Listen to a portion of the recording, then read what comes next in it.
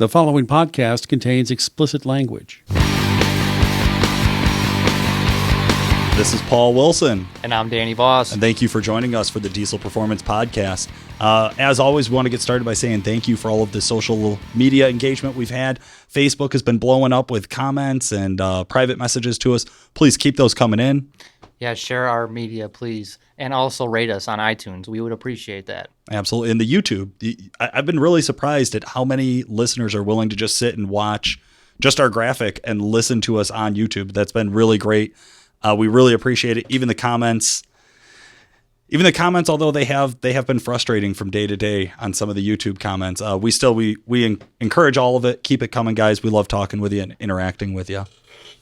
Today's episode is, of course, about LML Performance. My favorite. This is honestly my favorite platform for any diesel. Me too. Just to be honest, I know that we got a lot of LB7 followers out there, 12 valve guys out there, and some Power Stroke junkies. But man, if you've driven even just a mildly tuned up LML, it's really hard to beat as a daily driver. Yeah, we're giving you a chance to dream a little bit if you don't have one and give you an idea of what you're looking for in the future, because we know that chances are you will be an LML owner one day. That's right. Yeah, it might be 25 years old when you own it, but eventually you'll have to own one. Hey, kind of like 7.3. I don't even know what you're talking about, Danny. Yeah. My 7.3. Hey, why don't you introduce who we have here? Yeah, I know. We do have a guest on the show today, Nick Priegnitz of Calibrated Power. Oh, yeah, guys. Glad to be back. Lots of experience with the LMLs. Absolutely. Yeah, Nick, you've played with them once or twice, huh? Yeah, I mean, you say they're your favorite truck, but every time I drive one, I go from driving a Ram or driving the Canyon or driving whatever I'm tuning that week or that day, and it's like, man, I miss my LML. I should have kept the damn thing. A lot of fun. I've had actually in your old LML, that Denali was really nice. A lot of fun at the track. A lot of fun on the street. Yeah, drivability wise, man, they're tough to beat. It's one of those that you do get into it and you're like, oh, okay, I get it. Like if you've never driven a diesel before and you want to get sold on diesel, totally, LML will get you. So we have a new format that we're going to kind of go through here today, and we're really going to talk about why you would choose an LML from a performance standpoint. So we all love the ride quality. We all love some different features about them. But what we want to do is kind of strip it apart today and take it part by part and decide, is this a platform for you? So we're going to get started with the strengths, and then we'll cover the weaknesses and kind of talk about what the future of the LML has to show out there and some different final wrap-up things. Just a brief interruption to remind you the Diesel Performance Podcast is brought to you by Calibrated Power Solutions, home of Duramaxtuner.com. CPS is the leading North American developer of performance engine and transmission calibrations for the Duramax, Cummins, John Deere, TDI, Jeep, and many other diesel powertrains. For more information, check out calibratedpower.com or Duramaxtuner.com or call 815-568-7920. That's 815-568-7920. Awesome. So let's start with stock power. I know that an LMM, LBZ, LLY, all the previous models made 300 to 360 to the rear wheels right off the showroom floor. What do we get when we get into an LML? I guess I'll speak to this one. I've had more than a few stock ones on our dyno, and we have seen some variability depending on what's going on with the EGR that day, what's going on. But usually somewhere in the 360 to 380 range is pretty typical for rear wheel horsepower on an LML. Again, some will be a little higher, some will be a little lower. But so you're taking 400 or 397 from the factory, taking 20% for the driveline?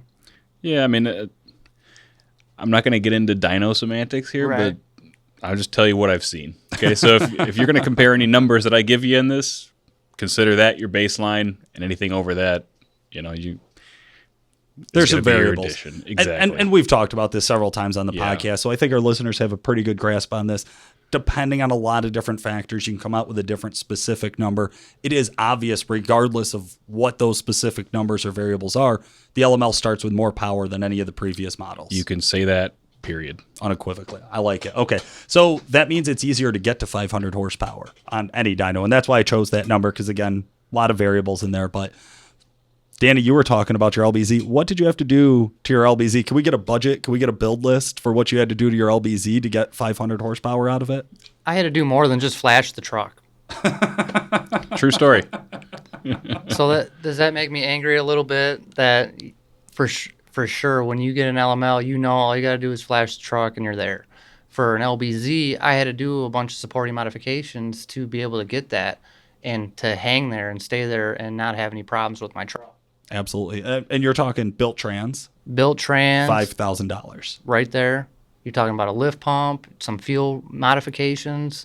It goes on and on. And if you ask me, it never stops. But when you get into an LML, they come with a dual disc torque converter from the factory. Absolutely. And they're one of the best transmissions you can get, in my opinion, from the factory. What do you think, Nick? I beat those things pretty mercilessly. You know, I can count on one hand the number of torque converter clutch failures that I've seen on LMLs. You know, anything under 550 horsepower, like, the thing just works. You know what I mean? And they shift great. You know, we got TCM tuning form just like all the other year Duramaxes, so we got good control over the transmission, except for the 16s. I mean, yeah, it's tough to beat. And that has been one of the big, I think, advantages of the LML is that beefier transmission, that newer Allison in there. Oh, just absolutely, yeah. I mean, how else would you justify to your wife that you're going to spend, you know, honey, I don't have to spend $5,000 on the trans, and you get this nice cooled seat and a heated steering wheel, right? Like, yeah, not having to pay for a trans goes a long way. It really does. It's a big hurdle, I think, on a lot of guys' build as they start to look at what are we going to do. That we just had Mike Carter on, and you know his thing was, well, this is Dad's truck, or you know this is like the work truck, and we're really, you hear built transmission in your head, and it's just all cost. Yeah, it's not a financeable thing, really. It's not that fun. Like, right. You build it so you can use it, not so you can make more power with it. That's a hard pill to swallow. So I do think that's one of the huge advantages to an LML. There are some other things that we found are beefier or are better or have been improved with the LML platform. As we get into those, Danny, I think what was the next one that jumped out to you we were talking about? Everything's a little bit beefier. The rods, the pistons, the internals of the motor. And I think that's a big one. To be honest with you, we remember back in the LB7 day with shortened rods over 650 horse.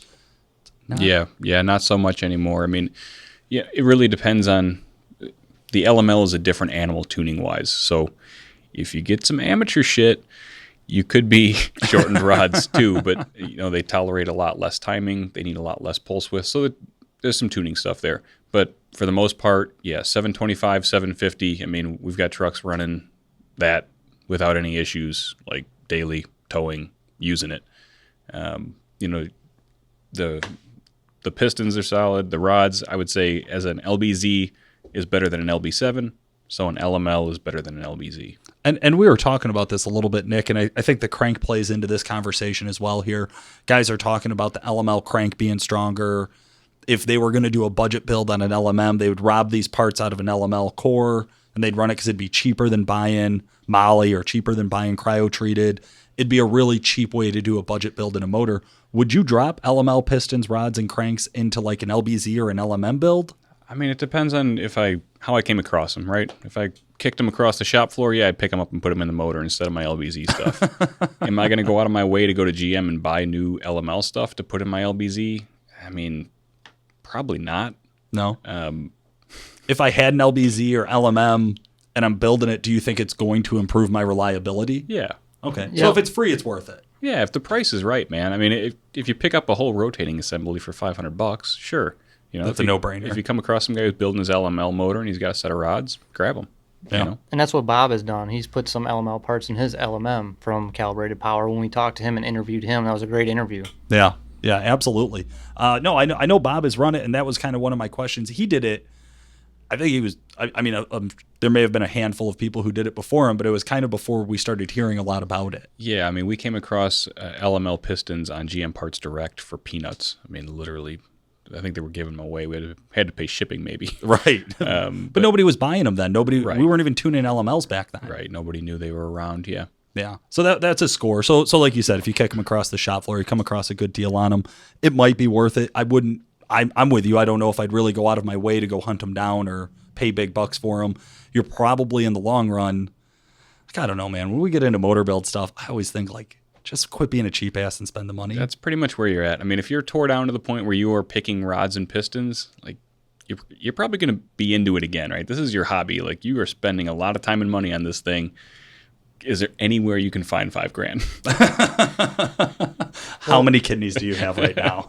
Well, you don't have to do the trans. There's your $5,000 right there. I love it. I love it.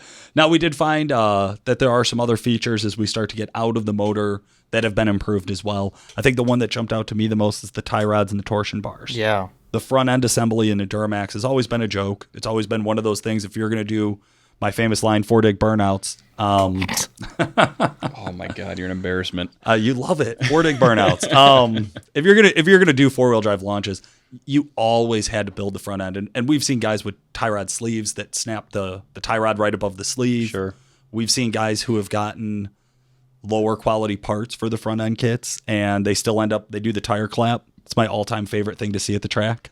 Yeah, it's an embarrassing thing to see as a GM owner. Right. But I mean, took my LML to the track and didn't do anything to the front end and just left on 20 pounds of boost, and that thing left straight. It was a dream to drive right out of the hole. I mean, I sled pulled with it, sand dragged with it, never even moved a torsion key. Like just fucking beat it. Right. And when you look at them, that's what you were saying, Danny, right? Was when you look at them, it's obvious. Mm-hmm. It looks twice as big. Those torsion bars and everything in that front end, like you were talking about, just way beefier. It's a whole different truck than what we're used to if you're LMM and previous. Absolutely. Now, the injectors, I've talked about the injectors a few times in LMLs. The injectors are different. Nick, could you give us a quick breakdown on what's different about an LML injector compared to an LMM injector? Piezo. The fuck does that mean? Oh, it's magic, man.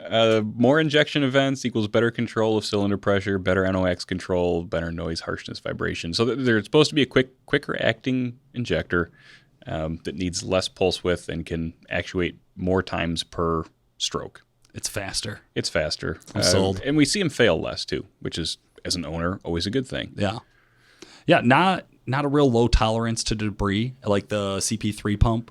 I know we're going to get into the CP4 pump. Yeah, I mean, no injector has good tolerance to debris. The thing with the piezos in the LML is that because of the CP4, they see so much more shit come through them that you see them fail. Right. Any injector would fail in that scenario. Okay. Now, the trucks are also quieter, and this is something that I think some guys are a big fan of, some guys are not. Me personally, yeah, I like a quiet truck, man. I've been driving that 5-inch straight pipe exhaust with no floor pan, and I have to put earplugs in to get across town anymore. It's fucking ridiculous. I'm shaking my head. Danny, you have a 5-inch exhaust too. What the fuck are you talking about? I can still listen to my radio and hear. Because you have subs. I don't. Not in this truck. I don't. Danny bought bigger speakers so he could hear the radio over the exhaust, and I'm bitching about the exhaust, and I'm the crazy one. Hey, listen, I am on the phone, and if I'm in my truck, I don't even get a chance to listen to the radio. But they are definitely quieter. They've done a lot with the installation and sound dampening, and they just make it more enjoyable. So when you do have your wife with you and your kids, you can listen to them like you want to. Yeah, that's just what I was going for. So much better. Yeah, I mean, they're a quieter truck to drive, and the feel of the interior is much improved. The steering stuff, all that beefiness in the front end and in the chassis, it just translates into a truck that feels stronger on the road. Absolutely. And even when we talk to Dodge guys and Ford guys, they'll always say the Duramax feels the best driving. I mean, the independent front suspension, I think, has always given them that edge. But in these, you're absolutely right. They feel sure. They feel like they could hold that line forever, which I love. That's and especially if you're towing, man, it makes a big difference towing. If you have a trailer, especially a big trailer, and you're shopping between an LMM and an LML, do not even think about buying the LMM. There's no way, right? Buy the LML. Yeah. It definitely works. And that's one of those that I think as we get into the financials of it, they do cost more, which is a drawback, but you can finance them. Right. A bank will say yes. They're not going to shut you down and say no. Just based on the year of the truck. And I think that's a big thing for most guys. Also, the return on investment, your trade-in value. If you're only going to have this truck and do a tuner and a basic kind of upgrade package to it, you do have to consider, I'm not going to die in this truck, hopefully. Yeah, you can go back to stock. You can trade the thing in. I mean, you look at the market right now, and with the price of diesel fuel, listen to this podcast in 2 years might be different, but the price of diesel fuel right now means a strong used truck market. And I'd like our listeners to notate the dates when we do air these episodes so they don't listen to them in 3 years and say, oh, that's what happens right now. Absolutely. Yeah, 2016 prices are dog shit for trucks, right? No, it is. It's a really strong used market right now. There's a lot out there. Obviously, right now, nowadays, new cars are selling at better rates than they ever have been before in the country. So all of these kind of start to factor into where there's a lot of vehicles on the road, and it gets harder and harder to pick what's the right vehicle for you. You're less apt to take a bath on the trade on an LML than anything out there for a Duramax. Absolutely. Yeah. And if you're looking for something with a little bit of warranty and minimal wear and tear, you're going to be hard-pressed to beat it. Yeah, you got a 5-year, 100,000-mile powertrain warranty, so if you pick up a 13 or a 14, you still got some time left. Right. Yeah, for sure. And I've seen trucks that have had a few problems in that 100,000 miles, and I've had trucks that have had 0 problems. So obviously there's always going to be a bad apple in the bunch, but typically they're solid. They're something that you can talk about with confidence, and if you're selling them, you know that you can put somebody in that and not hear from them for a very long time, hopefully 5 years. You can hear car salesman Danny coming out right now. Oh my God, man, that's know. awesome. I just want to sell you this shit and call me back when you're ready to buy another one. Nothing. I don't want to deal with anything else. I hear you, man, though. But trust, as a customer, that's what I want too. Yeah. Danny, I like talking to you, even when you worked at the lot. But I don't want to fucking talk to you because After it costs I buy me the money. truck, I will call you in 5 years. Yeah, right. I think that's what we're all into. There are some easy ways to identify The an VIN number. LML. Yeah, I always go to the VIN. You The do VIN always go to the VIN. The VIN doesn't lie. The 8th digit of the VIN is going to tell you your motor. So on an LML, it's going to be an 8. That's right. Also, if you go to the 10th digit of the VIN, it will be a letter, B, C, D, or E currently. In the future, those letters will continue to go through the alphabet as that depicts the year. So B in the 11th spot stands for 2011. Be in the 10th spot, but same 10th thing. spot. Yep. That's what I meant. Thank you. There you go. That's why you're here, huh? And that's why you don't sell trucks. Oh, damn. I do think there's also easier ways to spot it than the VIN. If you look at the hood, LML was the first year that they put Duramax on the hood. So it's pretty rare right now to see an LML hood on an LMM. That would be pretty jamokish. Yeah. I think you run rare. into some gap lines there. I can spot an LML from a mile down the road. I just have a passion for them. I will own one in the near future. I dig it. Now, there are some drawbacks. Couple. The biggest one I hear about every day, every LML guy is gonna know this, the CP4.2. Yeah. So these CP4.2s are in the same position as a CP3, but there's just a bunch more shit piled on top of them, right? So they're hard to get to. Is something you should know right out of the gate. It's not a fun job. Now what happens is when they fail, instead of the CP3, which would return all the flack, maybe whatever doesn't, whatever you don't want to go through your fuel system might go back to the tank in a CP3 failure. And you'll know that you have a CP3 failure because you'll have low rail pressure and, you'll go into limp mode. You can replace the CP3 and be on your way. We've all seen that sale come through the shop. Now, on an LML with a CP4, when they fail, they end up sending debris downstream into the rest of the injection system. And that's a really unfortunate situation for you as an owner because it means that it's going to cost you a set of injectors and a bunch of other kind of little ancillary parts around the injection system. I've seen these bills run as high as $10,000.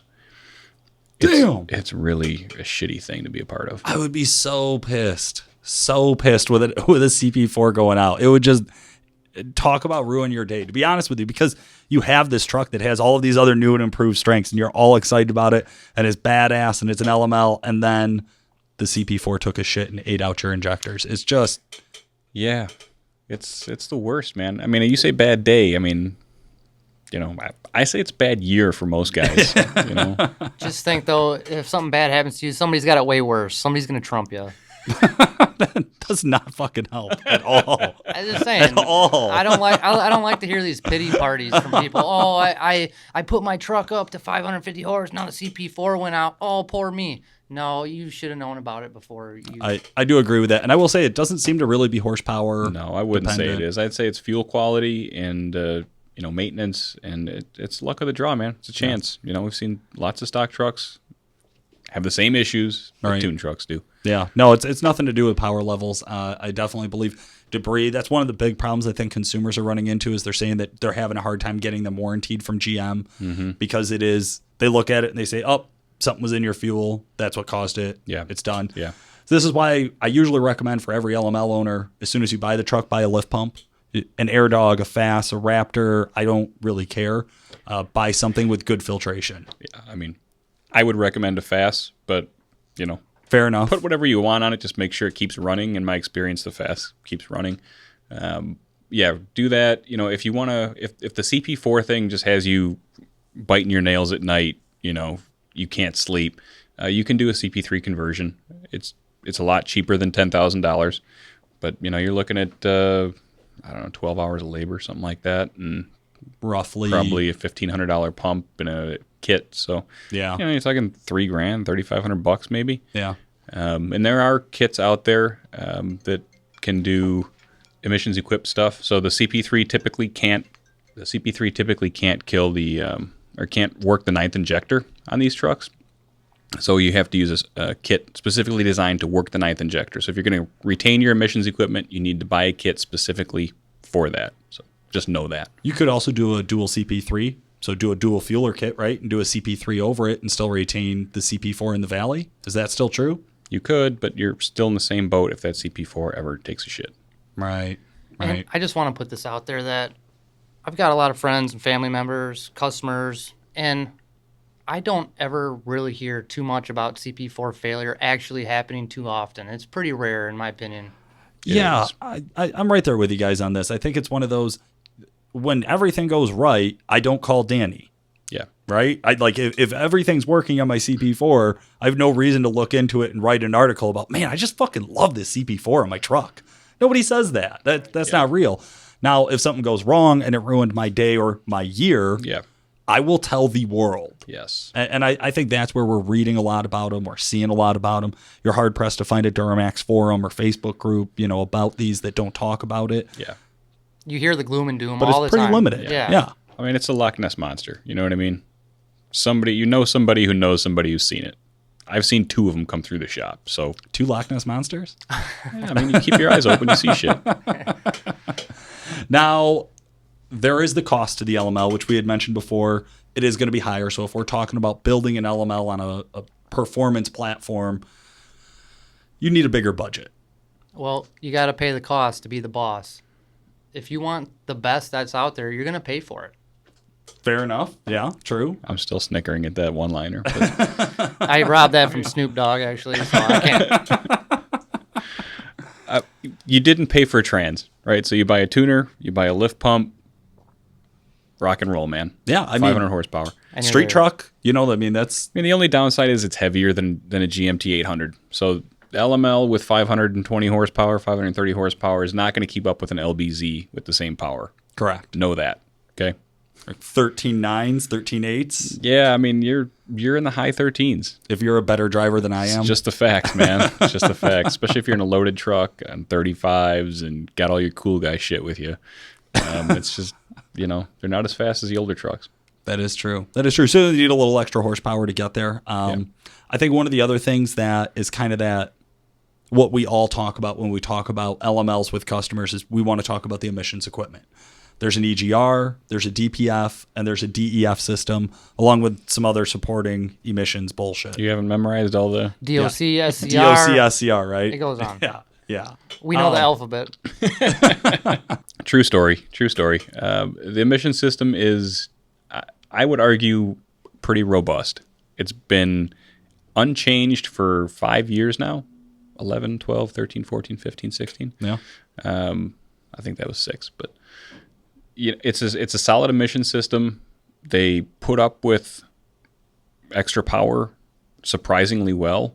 They do a really good job of not hampering the truck making extra power. So I've seen as little as 7 horsepower difference between tuned with exhaust and tuned deleted trucks. 7 horsepower you will never ever feel in the seat of your pants, just so you know. Right. And I've seen deleted trucks make less horsepower than trucks with just tuning on stock exhaust. So That's important. Embarrassing as hell. It's important, though, to say. Yeah. A lot of people have this misconception in their head that if they are going to get the power, they have to right away delete it. Well, that's what I get from everybody is it chokes it. Right. You know, we all have this old idea about diesels. Let them breathe in and let like hot exhaust out. Yeah, that will make it better. It would make sense if the system was designed wrong. You know, if it wasn't designed to handle that power. The funny thing is I've dyno tested these trucks with 520 horsepower at the tire, with the factory exhaust, both with 0 grams of soot in the filter and during regen, and they make the same power. So it's just not an issue. Right. And I mean, we ran that, emissions-equipped twin-turbo compliant truck, 640 horsepower. I put that same tune in a competition truck with twin turbos that was deleted, and it made within 10 horsepower. It was stupid. That's so crazy. Yeah, it's I would say you run out of injector before you run out of emissions capacity. That's wild. It's awesome. It's really cool because previously on the LMMs, a lot of guys had frustrations and they had heartaches and it was ruining their year just in that, and they had to delete it. That was the solution to their problem. But now there is no problem. You don't need a solution. First generation equipment generally fails. I mean, that's the reality of it, right? Like if it was first, that's the first time we've used this brand new thing, it's probably crap. And it was. On the LMMs, there are a lot of DPFs out there because they're so much smaller. They don't hold up as long, so they're not as robust, I guess is the word we'll use. Those engines used a lot more EGR because they didn't have DEF systems. You know, guys, cry about having to put cow piss in their tank or DEF or whatever. But I mean, anything I can do to cut down on EGR is a win in my book. Yeah. I'll put any sort of fluid you ask me to in the truck if I can turn the EGR off and still pass emissions. Having the emissions equipment has slowed some of the progress about actually building this to future power levels. You know, when LBZs and LMMs hit the market, it wasn't very long after until people were rolling out twin turbo kits and single turbo modifications and throwing big injectors in them. With the LML, it took longer for tuning to come out. There was a few years that LMLs were on the market that there was no custom tuning. You get some box programmers like always. Even now that the LML's been out for 5 or 6 years, depending on how you want to count it, they're still literally just starting to hit the market with single turbo upgrades, unless you want to do like a 4094 or an S366, something along those lines. Yeah. Yeah, if you want to stick with the typical, if you're a guy who's going to delete his truck and you know who you are, it's the same shit as always. You know what I mean? Put the big turbo kit on, put the big injectors in, go to town. And that method works, but it's risky. And it's not something I would advocate. If you're interested in the clean power and you like the way the LML functions and drives, then, it has taken a little bit longer. Gone from 520 horsepower. Like I said, we did the emissions-equipped twin turbo kit.